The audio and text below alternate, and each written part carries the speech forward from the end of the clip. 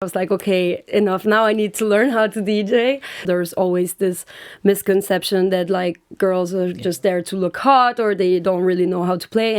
Eating a lot of sushi, eating a lot of ramen.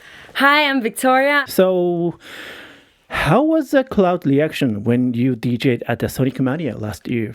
It was amazing. I remembered it was like my first time actually like clubbing in Japan, because I tried to go out a couple of times, but I never found like really, but I know there's an amazing like techno scene here, but I never happened to be there in the same days. So I didn't know how it would be at all, but it was really amazing. They went crazy. So I had so much fun. Any moments that stood out to you? I remember it was before, I think it was either before or shortly after I released my first track with Anita, Get a Bitch. And so I was playing it out, and it was like one of the first time playing it. And I remember that the crowd had a crazy reaction. So it felt like reassuring in that moment. Nice. Do you remember what first drew you to electronic music? Any particular track or artist DJ?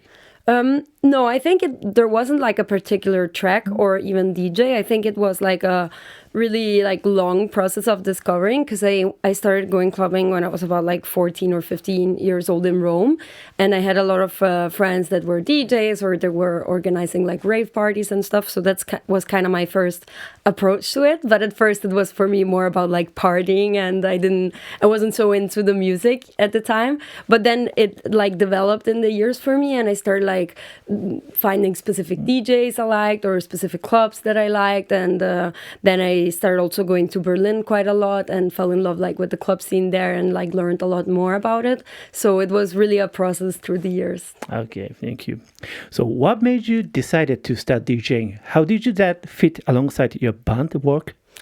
I remember it was after New Year's some years ago, and we threw a party with some friends, and I had one of my friends DJing there, and it was so fun. And then the next day I called him. I was like, okay, enough. Now I need to learn how to DJ. So I went to his place, and he like teach me all the basics.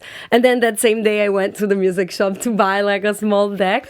And that's like when I started doing it. And then from there, it's like I was traveling a lot with the band and playing a lot with them, but I was just doing it for fun. So I was like playing at our after parties or playing at home with friends and stuff like that. And then it developed slowly. Nice. So what did you do to improve your DJ skills? Did you have any mentors or DJs you looked up to? Yeah, a lot. I think I was really lucky to have a lot of friends that are DJs. So this friend of mine from Rome, and then my friend also from Milan, Vissimax, and she's really amazing. And we kind of play a similar style of music, or I'm really inspired by her sound. And so like being my friends, they teach me really a lot. And that's kind of how I learned the most, I feel. And then, of course, of listening to a lot of music, a lot of sets. Like I had the pleasure to really also play like back to back with some amazing DJs. So you kind of look and steal. And I don't know, it's always something you can learn. So every time you go to a festival or to a club and you really listen, find new tracks. And it's really a constant like improving process. Yeah, okay. So which DJ performance has impressed you the most so far? Ooh, that's a really hard question. I don't know. I think it's really hard to choose like one specific, but I really love Slim Soledad. And I saw her play many times. I also played a bit with her in Romania, and it was amazing. And I love her style because she also mixes a lot of Brazilian funk and baile funk that I love with more like aggressive and dark techno. And I really love the way she does it. And she's super creative while mixing. She does some crazy transitions, overlapping of vocals, but she makes it sound like in a super good and creative way. So yeah, that was really inspiring for me. So what genre of sound do you enjoy playing the most right now? Yeah, I think I'm really inspired by like the Latin club scene. So I love Brazilian funk a lot. I play a lot of that, and but always mixing it with a more straight beat and like different rhythmics like tribal, techno, guaracha, rafter house, and I really love these genres that like mix more straight techno but with different types of percussion, more Latin and with a different groove. Nice. I like Latin music too. So yeah, nice. What's the biggest difference you feel between performing as a band and DJing solo?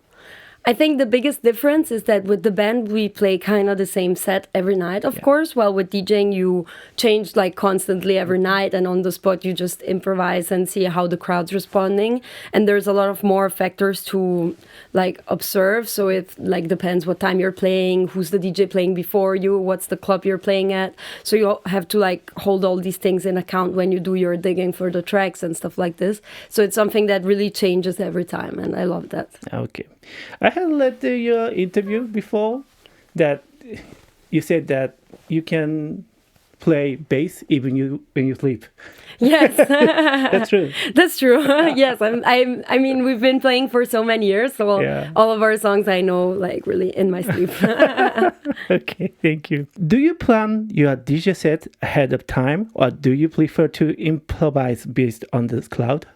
It depends. Like sometimes I have like the start of my set planned just to start out with a vibe, and then from there I usually go and see how the crowd responds. It's hard that I have a whole set planned, but yeah, I mean I have a lot of different playlists, and I save like all the track list I play in every gig, so I kind of always have a backup to go to if I don't know what to play, or if I remember some tracks that worked well together and stuff like this.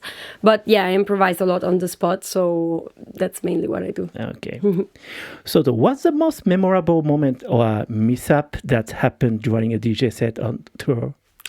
Ooh, I don't know. There's been some really, really good gigs. I think like some months ago I played in Copenhagen, and it was an amazing club, and it was like no phones, so everyone was really like in the moment, and everyone was going crazy, and no one was like filming, but everyone was just like enjoying, having fun, going crazy, and I really love that. Nice. Outside of performing, so what are you most looking forward to doing during this trip to Japan? Eating a lot of sushi, eating a lot of ramen. That's like my plan for the next days. My favorite Japanese food, I would say ramen, probably. Okay. Yes, I love ramen. When you go out in Italy, so what's your favorite way to spend the night? Any clubs or scene you love? I think in Rome there's a really cool scene that's more like underground. There's this club called Angelo Mai, and they have an amazing party on Sundays. And that's like really almost the only spot where I go now, because now I'm in my grandma era, so I'm not going out as much as I used to, because I have to DJ every weekend basically. So when I'm in Rome, I just want to chill. But that's the one party I still go to. Okay.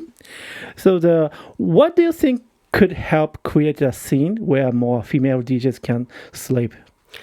I mean, I think that, thank God, slowly we're getting there. Now there's like a lot of girls that are killing it, and that are DJing, and that are being taken more seriously as they should. I think for years it's really been a male-dominated field, as like many others, because in general there's always this misconception that like girls are just there to look hot, or they don't really know how to play. And I still feel that there's a lot of like male DJs that have this idea, and often like, you know, they talk to you as if you don't know what you're doing.